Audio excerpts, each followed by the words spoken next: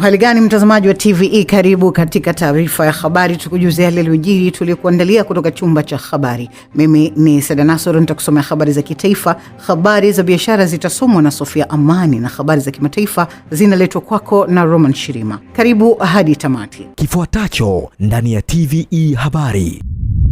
Tanzania kuanza kutoa matibabu ya mgongo bila upasuaji. Katika biashara, TanTrade yaimarisha ushirikiano wa biashara Tanzania na DRC. Na katika habari za kimataifa, kikosi cha Iran chashambulia meli 2 kwa risasi katika mlango wa Hormuz. Na mtazamaji, karibu na moja kwa moja tuanzie kwa Waziri Mkuu Dr. Mwigulu Nchemba. Amesema kuwa tasnia ya mazao ya bustani sio tu sehemu ya sekta ya kilimo, bali ni sekta ya kimkakati ya kibiashara ya kimataifa inayounganisha Tanzania na masoko ya dunia. Taarifa hiyo inasomwa kwako na Goodluck Msola. Amesema kuwa kwa kutambua umuhimu huo, serikali ya Tanzania imeendelea kutoa ruzuku ya pembejeo iliyosaidia kuongeza tija ya uzalishaji wa mazao ya bustani kutoka tani milioni 7.5 kwa mwaka 2023-2024 hadi kufikia tani milioni 9.7 kwa mwaka 2024-2025, sawa na ongezeko la 30.2%. Amesema hayo Jumatano alipozindua maandalizi kuelekea jukwaa la Horticulture la kimataifa la biashara na uwekezaji Hortilogistica Africa 2026 lenye lengo la kukuza biashara mazao ya bustani. Hafla hiyo ikiwa imefanyika kwenye uwanja wa kimataifa wa jukwaa la kilimo wa Dr. John Samuel Malichela Nzuguni jijini Dodoma. Jukwaa hilo ambalo linatarajiwa kufanyika jijini Arusha Novemba 8 hadi 10 mwaka 2026. Hatua nyingine zilizochukuliwa na serikali ni pamoja na kuimarisha viwanda vya kuongeza thamani, kuimarisha mifumo ya ubora wa viwango na kuboresha miundombinu ya usafirishaji, ambapo ndege ya mizigo inaendelea kutoa huduma katika maeneo mbalimbali. Pia serikali imewekeza katika cold chain systems katika viwanja vya ndege ikiwemo vya Kia pamoja na Mwanza, ambapo huduma ya kuhifadhi bidhaa zinazoharibika haraka ikiwemo mazao ya bustani zinaendelea kupatikana. Wakati huo huo, serikali imeendelea kupanua wigo wa masoko ya kimataifa, ambapo kwa sasa mauzo ya parachichi, mboga, maua na viungo vinavyozalishwa nchini vimeongezeka kwa kasi, hususan katika masoko ya Ulaya na Mashariki ya Kati. Hatua hizo zote zina lengo la kuhakikisha Tanzania inakuwa kitovu cha biashara ya mazao na bustani Afrika na kuwa lango la masoko ya kimataifa. Ameongeza kuwa ili kuhakikisha Tanzania inaendelea kuwa kitovu cha biashara mazao ya bustani Afrika na lengo la masoko ya kimataifa, serikali imeendelea kupanua wigo wa masoko ya kimataifa, ambapo kwa sasa mauzo ya parachichi, mboga, maua na viungo vinavyozalishwa nchini yameongezeka kwa kasi, hususani katika masoko ya Ulaya na Mashariki ya Kati. Kutokana na umuhimu wa sekta ya mazao ya bustani, serikali imeendelea kutoa ruzuku ya pembejeo, hivyo kuongeza tija na uzalishaji wa mazao ya bustani uliowezesha ongezeko la uzalishaji kutoka tani milioni 7.5 kwa mwaka 2023-2024 hadi kufikia tani milioni 9.7 kwa mwaka 2024-2025, sawa na ongezeko la 30.2%. Katika hatua nyingine, Daktari Mwigulu ametoa wito kwa wakulima nchini kuzingatia ubora na viwango vinavyokubalika kimataifa ili kuleta ushindani wa bidhaa za Kitanzania katika masoko ya kikanda na kimataifa. Kwa wakulima na Watanzania wenzangu, zingatieni ubora na viwango vinavyokubalika kimataifa ili kuweza kukidhi matakwa ya masoko ya kimataifa. Biashara ni ubora. Kitu kikiwa kizuri hakiwezi kukosa soko. Bidhaa ikiwa na ubora haiwezi kukosa soko. Upande wake, Waziri wa Kilimo Daniel Chongolo amesema kuwa jukwaa la Horticulture na biashara na uwekezaji litakalofanyika mara ya kwanza barani Afrika na nchini Tanzania limekuja wakati mwafaka, ambapo Mheshimiwa Rais Daktari Samia Suluhu Hassan ameazimia katika kuifanya Tanzania kuwa kinara uzalishaji na ukuzaji wa mazao ya kilimo barani Afrika na dunia kwa ujumla. Kwa Tanzania, jukwaa hili linalenga kukutanisha wazalishaji kwa maana ya supply chain kutoka bara la Afrika, wanunuzi na watoa huduma kutoka nchi mbalimbali duniani. Tunajivunia kutumia nafasi hii kutekeleza kwa matendo falsafa ya kuwa na usalama wa chakula sambamba na kufanya biashara ya chakula na wengine, kwa maana ya feed ourselves, feed others commercially. Na hapa, Mheshimiwa Waziri Mkuu, kubwa ni kwamba Tanzania ina historia kubwa sana katika bara la Afrika. Kianza kwenye ukombozi wa bara hili, tulifanya kazi kubwa sana baada ya sisi kupata uhuru kuwawezesha wenzetu kupata uhuru. Ule ulikuwa ni uhuru wa bendera. Sasa tunataka pia tuwe champion wa uhuru wa biashara ya chakula na kuilisha dunia kuanzia ndani ya nchi yetu. Tume ya uchunguzi wa ajali ya kutitia kwa mgodi wa Msasa uliopo wilaya Bukombe mkoani Geita imebaini kuwa chanzo cha tukio hilo ni mpasuko wa ardhi uliosababishwa na mvua kubwa zinazoendelea kunyesha. Joel Maduka kutoka Geita ametuandalia taarifa zaidi. Akisoma taarifa hiyo mbele ya mkuu wa mkoa wa Geita Martin Shigela, afisa madini wa mkoa wa kimadini Mbogwe Joseph Mlimi amesema mvua hizo zilisababishwa na kulegea kwa udongo na miamba na kupelekea kutitia kwa maduara manne ya uchimbaji. Chanzo cha ajali ni mpasuko wa ardhi ambao ulihusishwa na mvua, kwa sababu tumepewa na kuna taarifa zilikuwa zikitolewa mara kwa mara na mamlaka ya hali ya hewa kwamba tutakuwa na mvua nyingi, na mkoa wetu wa Geita umejaliwa kuwa na mvua nyingi, na baada hizi mvua kunyesha ndio zilisababisha udongo na miamba kulegea. Mpaka zoezi zima la utafutaji na uokoaji linatamatika, hakuna majeruhi, vifo wala damu au alama yote ya kinyesi ambacho kilipatikana katika eneo letu lote, wala mnyama yoyote awe kuku wote wako salama. Nadhani mnaona akiwa katika eneo la fence pamoja na njiwa. Ni namna gani sasa uchimbaji utaendelea? Kama itaonekana kila duara linaweza likaendelea kwa jinsi ambavyo linaweza likaendelea lenyewe, basi itakuwa hivyo. Kama itaonekana kuna umuhimu wa kuyaunganisha, basi yataunganishwa, lakini kwa sasa hivi hatupo kwenye position ya kutoa jibu la moja kwa moja. Baada ya kupokea taarifa hiyo, serikali imesema itaruhusu kuendelea kwa shughuli za uchimbaji mara baada ya wataalamu wa Wizara ya Madini kuthibitisha usalama wa eneo hilo. Akizungumza katika mkutano huo ambao umewakutanisha wachimbaji pamoja na wamiliki wa leseni, mkuu wa mkoa wa Geita Martin Shigela amesisitiza umuhimu wa kuzingatia taratibu za kiusalama. Mheshimiwa Waziri Mavunde ametoa maelekezo kwa Chief Inspector, atatuma wataalamu wake wangapi?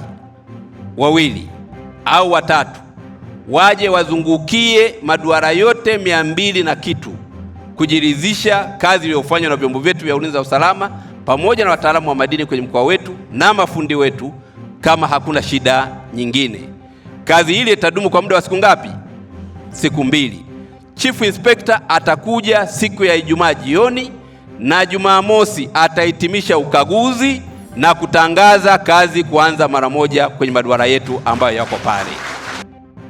Wakati huo vyombo vya ulinzi na usalama vimetahadharisha wachimbaji kuzingatia usalama wapo kazini ili kuepukana na ajali kama hizo.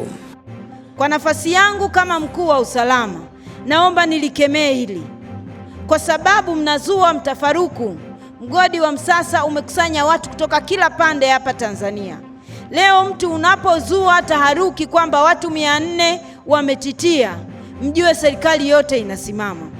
Siku nyingine tujionye vitu kama hivi visirudie. Tunaziita compressor au zile pikipiki, hamjafunga zile fire extinguisher, na moto unaweza kutokea kwenye yale maeneo, na tumeshazima moto kwenye mgodi wa Msasa. Serikali na halmashauri tulipoteza mapato mengi sana kwa hawa wachimbaji kutokufanya kazi. Mapato ya halmashauri kama yumba tayari, Mheshimiwa Mkuu wa Mkoa. Kwa hatua hii tuliofikia, na imani kuanzia Jumamosi tunakwenda kuingia kazini. Ajali hiyo ya kutitia kwa mgodi wa Msasa wa wachimbaji wadogo ilitokea Machi 29 mwaka huu. Waziri wa Nishati Deogratius Ndejembi amewasilisha makadirio ya mapato ya matumizi ya bajeti ya Wizara ya Nishati kwa mwaka wa fedha 2026-2027, akiainisha vipaumbele katika sekta ndogo ya umeme kuwa ni pamoja na kuhakikisha upatikanaji wa umeme wa uhakika kwa ajili ya kuchochea maendeleo ya kiuchumi na kijamii. Goodluck Msola ametuandalia taarifa zaidi. Akisoma hotuba ya bajeti hiyo Aprili 22, 2026 bungeni Dodoma, Waziri Ndejembi ametaja vipaumbele hivyo kuwa ni pamoja na kuendeleza uzalishaji wa umeme kupitia mitambo 9 katika kituo cha kufua umeme cha bwawa la Julius Nyerere, kukamilisha awamu zinazofuata katika mradi wa kuzalisha umeme kwa nguvu ya jua uliopo Kishapu baada ya megawati 50 kuunganishwa kwenye gridi ya taifa, na utekelezaji wa mradi wa umeme wa Malagarasi Kigoma unaotarajiwa kuzalisha megawati 49.5 za nishati ya umeme.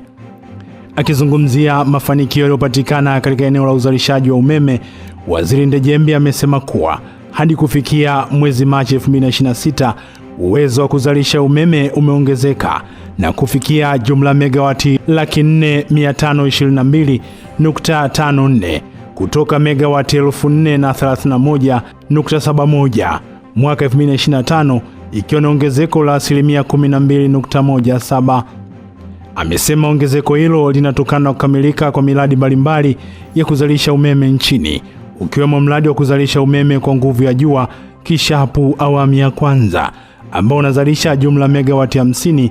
Aidha, katika eneo la usafirishaji amesema kuwa hadi kufikia mwezi Machi 2026 urefu wa miundombinu ya kusafirisha umeme nchini ulikuwa umefikia jumla kilomita 8,500.38 kutoka kilomita 7,809.67 mwezi Machi 2025. Katika mwaka 2025-2026, serikali imeendelea kuchukua hatua kuimarisha uzalishaji wa umeme nchini, ambapo hadi kufikia mwezi Machi 2026 uwezo wa mitambo ya kuzalisha umeme uliongezeka na kufikia megawati 4,522.54 ikilinganishwa na megawati 4,031.71 zilizokuwepo mwezi Machi 2025, sawa na ongezeko la 12.17% kama inavyofafanuliwa katika jedwali namba 1 na kiambatisho namba 1 cha hotuba yangu. Ili umeme unaozalishwa uweze kutumika na mlaji wa mwisho, hakuna budi kuwekeza katika miundombinu ya usafirishaji na usambazaji wa umeme. Serikali imeendelea na jitihada za kuimarisha miundombinu ya usafirishaji na usambazaji wa umeme nchini, ambapo hadi kufikia Machi 2026 urefu wa miundombinu ya kusafirishia umeme nchini ulikuwa umefikia jumla ya kilomita 8,500.38 ikilinganishwa na kilomita 7,809.67 zilizokuwa zimefikiwa Machi 2025. Amesisitiza kuwa serikali kupitia TANESCO imeendelea kuimarisha huduma kwa wateja kwa kuboresha mifumo ya kidijitali, ambapo ilizindua mita janja, yani smart meters, zinazowezesha umeme kununuliwa na mteja kuingia moja kwa moja kwenye mita. Waziri Ndejembi pia amefafanua kuwa kutokana na hatua zilizochukuliwa katika ujenzi wa miundombinu ya usafirishaji na usambazaji wa umeme, kiwango cha upatikanaji umeme nchini kimeongezeka kutoka wastani wa 78.4 mwaka 2020 hadi kufikia wastani wa 85.5. Tanzania inatarajiwa kuwa nchi ya kwanza ukanda wa Afrika Mashariki na kusini mwa jangwa la Sahara kuanza kutoa matibabu ya mgongo bila upasuaji, ambapo zaidi ya wananchi 20 watafanyiwa matibabu hayo katika kambi maalum inayoendelea ndani ya taasisi ya MOI. Goodluck Msola ameandaa taarifa ifuatayo. Akizungumza katika mwendelezo wa kambi ya mafunzo na matibabu inayofanywa kati ya madaktari wa kutoka nchini Marekani na Ulaya chini ya chuo kikuu cha Weill Cornell cha nchini Marekani na taasisi ya MOI, mkurugenzi wa taasisi ya MOI Dr. Mpoki Ulisubisya amesema hatua hiyo inakuja baada ya hatua ya awali ambayo ilikuwa ni kutumia kiliunde katika kufanya matibabu ya upasuaji wa mgongo, lakini kwa sasa njia hiyo mpya inayofundishwa itaifanya Tanzania kuwa miongoni mwa nchi chache duniani zinazotoa matibabu ya mgongo bila upasuaji. Mkutano ambao ulikuwepo hapa, kuna wataalamu wamekuja ili kufundisha watu wetu namna ya kushughulikia na matatizo ya mgongo bila kufanya upasuaji. Kwa hiyo baada ya kikao hiki tunategemea kutakuwa sasa na ufanisi wa hali ya juu zaidi wa kutibu bila kupasua, ambao ni idadi kubwa zaidi ya uhitaji kwa wagonjwa wanaokuja katika taasisi zetu. Hili ni lazima tulisisitize kwa sababu ya umuhimu wa watu kufahamu kwamba afua zinazokuja sio lazima ziwe za upasuaji peke yake, lakini vile vile tunawapongeza sana wataalamu wetu kwa jinsi ambavyo wamefanya kazi kwa weledi mkubwa wa kuwapatia uhakika hawa wenzetu kutoka nje ya nchi kwamba wanapokuja hapa hawapotezi uwekezaji wao katika ujuzi ule waliokuwa nao. Upande wake mkufunzi wa mafunzo hayo Profesa Rogers Hato kutoka Chuo Kikuu cha Weill Cornell cha nchini Marekani amesema hatua hiyo ya mafunzo ya sasa ya vitendo inakuja baada ya mafunzo ya nadharia ambapo yanafundishwa ndani ya wiki sasa ili kufanya Moi kuwa kitovu cha matibabu ya tiba ya mgongo kwa bara la Afrika. Naye mratibu wa mafunzo hayo Daktari Hamisi Shaban amesema kambi ya matibabu ya kuanzia Jumatano hii ni mwendelezo wa mafunzo ambapo wamepanga kutibu wananchi zaidi ya 20 wenye matatizo ya mgongo bila kufanya upasuaji. Sasa hivi tunakuja kufanya matibabu ya uti wa mgongo bila kufanya upasuaji, na hii nafikiri tuitofautishe na wale ambao wanafanywa mazoezi tiba ya viungo.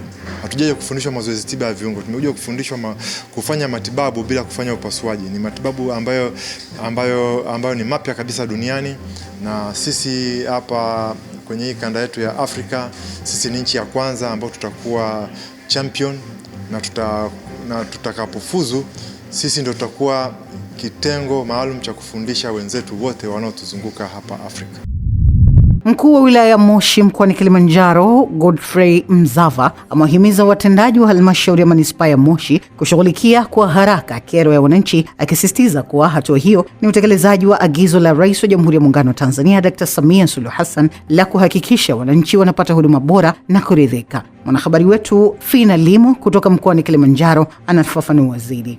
Akizungumza katika kikao cha tathmini ya robo tatu ya mwaka wa 2025-26 kilichofanyika katika manispaa hiyo, Mzava amesema kila mtendaji anapaswa kuwajibika kutenga muda wa kusikiliza wananchi na kutatua changamoto zao kwa wakati. Mtendaji, na nyinyi mkitoka hapa mwende mkaeleze watumishi kule, kila mmoja akishika vizuri eneo lake akasikiliza wananchi, na sio tukishia kwenye kuwasikiliza wananchi wapate majawabu, sio majibu kubwa zaidi yako ukaliwasilisha ngazi inayofuata ya uongozi. Hakuna jambo ambalo litakushinda ndani ya manispaa yetu ya Moshi, ndani ya wilaya yetu ya Moshi. Kwa upande wake, mkurugenzi wa manispaa ya Moshi Mwajuma Nasombe amesema tayari wameweka mifumo thabiti ya kupokea na kushughulikia malalamiko ya wananchi ili kuboresha utendaji na huduma. Kila Jumatano ya kila wiki itakuwa ni siku ya kupokea na kusikiliza kero za wananchi. Ukiachilia mbali siku zingine ambazo tuna afisa kero yuko hapa anapokea kero, lakini siku hii itakuwa ni siku mahususi. Wananchi yoyote anayetaka kupata huduma ya kipekee, sio huduma ya dharura. Huduma ya dharura tunamkaribisha muda na siku yoyote, lakini anataka kupata kliniki ya kutibu changamoto yake kiundani, siku ya Jumatano akifika ofisi hii ya halmashauri atakutana na chumba maalum ambapo wataalamu wote watakuwa pale, maafisa wote wa kwenye kata wanamsubiri mwananchi huyu ambaye ni bosi wetu ili tuweze kumhudumia. Aidha, Nasombe ametoa wito kwa wananchi kushirikiana na watendaji katika kudumisha usafi wa mazingira, akitoa siku 3 kwa ajili ya kufanya usafi wa pamoja, ikiwemo kuondoa taka katika maeneo ya wazi na kuzipeleka katika sehemu rasmi za ukusanyaji. Natoa siku 3. Sitaki kuona uchafu katika eneo lolote ndani ya mtaa wako. Sio, unanielewa? Taka kwenye eneo ambalo gari haiwezi kufika, halafu unapiga kelele mkurugenzi aje kutoa hizo taka. Nakuja kutoaje? Afisa mazingira wa manispaa hiyo Uhuru Mwembe amesisitiza umuhimu wa kila mwananchi kushiriki kamilifu katika kulinda mazingira, akieleza kuwa usafi ni msingi wa afya bora kwa jamii. Kwa tunaomba ikiwezekana hizo taka zisogezwe sehemu ambayo gari inaweza kufika, tafuta namna ya kusogeza hizo gari. Si vizuri sana kuingia kwenye taasisi inakuwa kama ni uchochoro tukanjia tunabaki, lakini eneo lote linakuwa ni nyasi. Katika kuhakikisha Tanzania inakuwa na wataalamu wabobezi kwenye masuala ya forodha, Chuo cha Kodi nchini kimeandaa kozi mpya itakayowatengeneza wachambuzi na wataalamu wabobezi watakaosaidia kwenye masuala ya forodha kimataifa ili kuendana na mabadiliko ya kisheria na mabadiliko ya kiuchumi duniani kote. Mrisho Mapeo ameandaa taarifa ifuatayo. Akizungumza na waandishi wa habari mara baada ya kufungua warsha ya siku moja iliyofanyika chuoni hapo ambayo imewakutanisha wadau mbalimbali ikiwemo Wizara ya Elimu, wafanyabiashara, watu wa forodha, mashirika ya serikali na binafsi, mkuu wa Chuo cha Kodi Profesa Isaya Jairo amesema lengo ni kuendana na rasimu ya mtaala wa kozi mpya ya uzamili katika eneo la forodha, na amewataka wadau hao kutoa maoni halisi ya uhitaji wa soko kwa kipindi hiki cha teknolojia. Kumekuwa na kilio muda mrefu kwamba wahitimu wa kwenye vyuo hawakidhi mahitaji ya soko. Kwa hiyo ili uweze kukidhi mahitaji ya soko inabidi uite wadau wanaohusika na hiyo fani. Kwanza unawauliza tuandae vipi, tuweke vitu gani. Ukishaandaa hiyo rasimu au draft unawaita tena wa uhakiki. Kwa hiyo hii ni workshop ya kwanza ya kuwauliza kabla ya kuandaa mtaala wenyewe. Kwa upande wao, baadhi ya wadau kutoka taasisi mbalimbali zilizoshiriki akiwemo mdau kutoka shirika la uwakala wa meli Tanzania TASAC, Kisimu Mandali, amesema kuanzishwa kwa kozi hiyo itasaidia kuleta mabadiliko chanya, huku Umi Omari ambaye ni afisa uwezeshaji biashara kutoka TRA akisema itasaidia shughuli za forodha kufanyika kwa ubora zaidi, na ametoa wito kwa Watanzania kuchangamkia fursa hiyo. Kiukweli sisi kama wadau ni miongoni mwa watu ambao tunafanya shughuli zinazohusiana na forodha, na kwa muda mrefu kwa nchi yetu na ukanda wetu hatukubahatika kuwa na kozi ambayo inaweza ikaonyesha ubebevu kwenye hili eneo. Kwa tunaamini hichi ambacho kinaenda kufanywa na Chuo cha Kodi kitaenda kuongeza ufanisi kwenye tasnia nzima inayohusiana na masuala ya forodha, lakini pia kitendo walichokifanya cha kushirikisha wadau kwenye hatua hizi za awali kinaonyesha ile nia thabiti ya kuweza kujumuisha maeneo yote ambayo forodha inaweza ikawa inahusika kwa kiwango kikubwa. Tuko hapa ITA kwa ajili ya kutoa maoni kama wadau, kama watu ambao tunafanyia kazi hizi kwenye kutengeneza mtaala mpya wa hii kozi ya masters inayoanza. Kwa kweli ni jambo la muhimu na lina uhitaji mkubwa. Kozi hizi wengi wamekuwa kaenda kuzifuata nje ya nchi. Sasa zinakuja nchini hapa, wadau wahusika, wafanyakazi tunawakaribisha waendelee kupata elimu na kuongeza ujuzi kazi. Kwa mujibu wa mkuu huyo wa Chuo cha Kodi, kozi hiyo mpya itakuwa ni ya kwanza Tanzania na nchi jirani na inatarajia kuanza mapema mwishoni mwa mwaka huu baada ya taratibu zote za uanzishwaji wake kukamilika.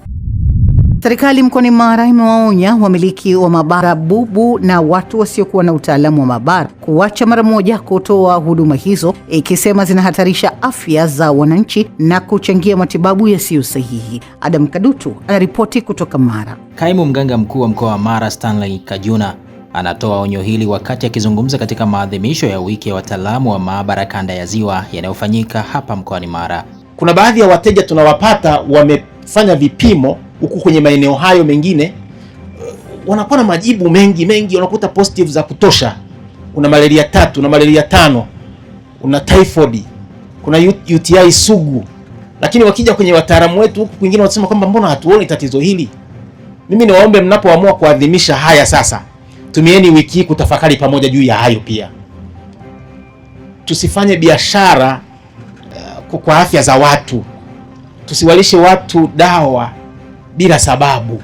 Katibu wa chama cha wataalamu wa maabara kanda ya Ziwa anasema hatua za kisheria zimeanza kuchukuliwa dhidi ya wale wanaotoa huduma bila kufuata taratibu na miongozo ya kitaaluma. Sisi tulichokifanya ni kuasisi sana waratibu wakae na hawa wamiliki wa maabara binafsi, ili sasa mwisho wa siku wanapewa nini cha kufanya kuanzia mwanzo mpaka mwisho. Lengo lingine lilikuwa ni kushirikiana na serikali katika kutatua changamoto mbalimbali ambazo zipo na ambazo zinatatuliwa kupitia huduma za kimaabara.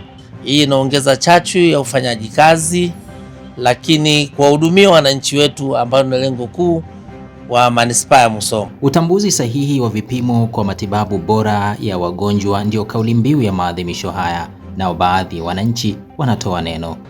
Yaani unaweza kuona katika vituo binafsi unapoingia maabara, yaani kutoka kwamba una maambukizi yoyote, tumekuwa tunapewa matibabu au tunatumia dawa ambazo huo ugonjwa hatuna kabisa. Kwamba iwe endelevu, kila baada miezi kadhaa ije walau itutembee kama jinsi ilivyo ilipotuletea huduma hii. Adam Kadutu, TVE Habari, Mara.